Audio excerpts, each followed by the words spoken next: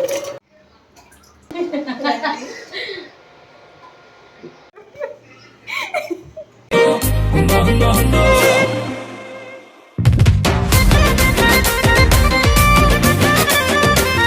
हाय नमस्कार जय जगन्नाथ मु बाबुल आपण मानक स्वागत करछि गोटे नुआ ब्लॉग वीडियो रे। बहुत दिन है ब्लॉग वीडियो पकेनी तो आज कौन करी घरे फ्री बसली तो भाविली गोटे केक वीडियो करी। केक एथरे नाई किछि ओवेन दरकार पड़िबो। ए केक प्रस्तुत करने किसी दरकार नहीं खाली ब्रेड दरकार आ ओरियो बिस्कुट दरकार। ये आपंकर केक प्रस्तुत हो तो चलतु फुल वीडियोटा देखा आपड़ भी शिखु आईटा स्पेशली समस्त मानी आउ कम बजेट रे जोटा बाहर बजार मानक 300 रू 350 भितर मिलूँ से घरे मात्र 100 टका खर्च कले करेंगे। तो चलतु फुल वाच करूँ आउ देखु केक केमती हो लास्ट को आम टेस्ट करूँ आपड़ भी घर तैयारी करके निश्चय टेस्ट करें। मु बजार ब्रेड ओरियो बिस्किट आउ सजेवाई चेरी किछटा नहीं आसी। ब्रेड रो चारिपट थवा हार्ड भाग को काटिदेवा भीतर सफ्ट टाइप हुए आम यूज करवा। देखो यही टाइप ही हम ब्रेडटा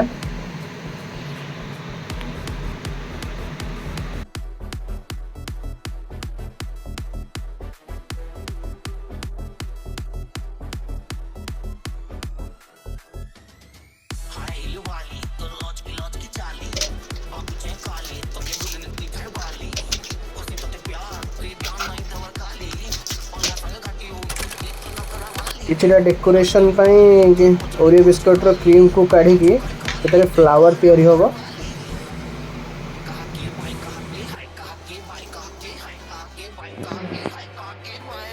समस्ते मत हेल्प कर जानना कि कौन हो शिखुंट आसिक ये पूजा मो भौणी ये कौन फुल कर ओरियो बिस्कुट क्रीम काढ़ी आम कैमरामैन जी सी कैमेरा कौन धर सी खाइए बोली पेट लाड़ बाहर पाटी लाड़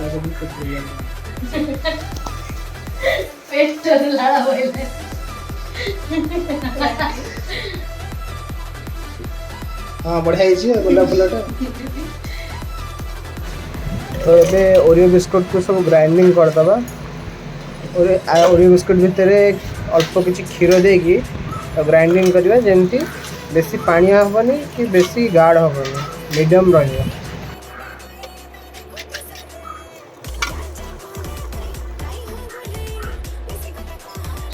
हाँ बढ़िया पानी टिके गरम करी चीनी को भल से मेल्ट करदे। चीनी पानी आम तैयारी कले ब्रेड को ओपर से पानी को दबा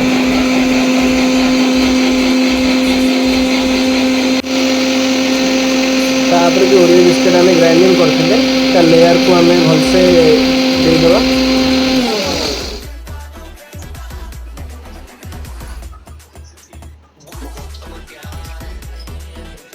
सेमती गोटे पर गोटे लेयर आम कर चलवा जी आप पाखे जिते बड़ करने को चाहिए से बड़ लेयर करें आप।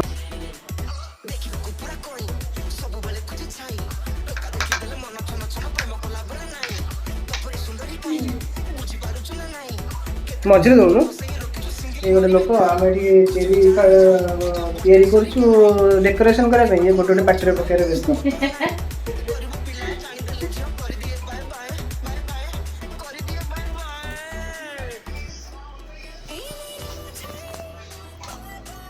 ये हूँ सस्ता सुंदर मजबूत केक 100 टंकार केक देखा जो खाइला पर जना पड़ो केमती लगुच। एबे फ्रिज रे किस समय रहिबो तापर आम टेस्ट आज है बोला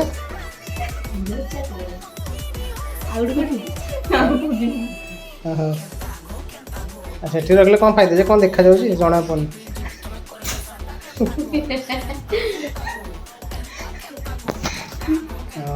केक रेडी एटा फर्स्ट टाइम आम करूँ 100 टकर केक रेडी। सेकेंड टाइम को भलसे आम करूँ एटा फर्स्ट टाइम रे बहुत भल होती तो सेकेंड टाइम आहरी बढ़िया हम। तो ये गोटे फ्रिज रे रखिदेबू।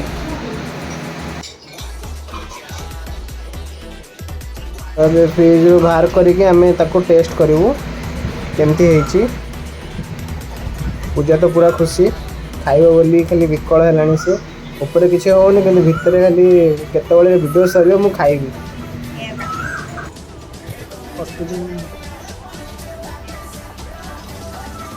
କଟୁଛି ତ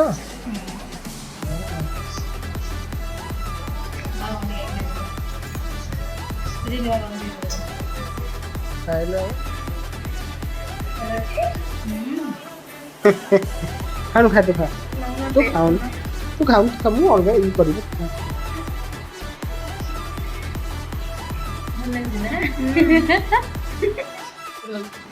ଆପଣମାନେ ଘରେ କରି ଖାଆନ୍ତୁ, ଖୁସି ରୁହନ୍ତୁ ଆଉ ପଇସା ବଞ୍ଚାନ୍ତୁ।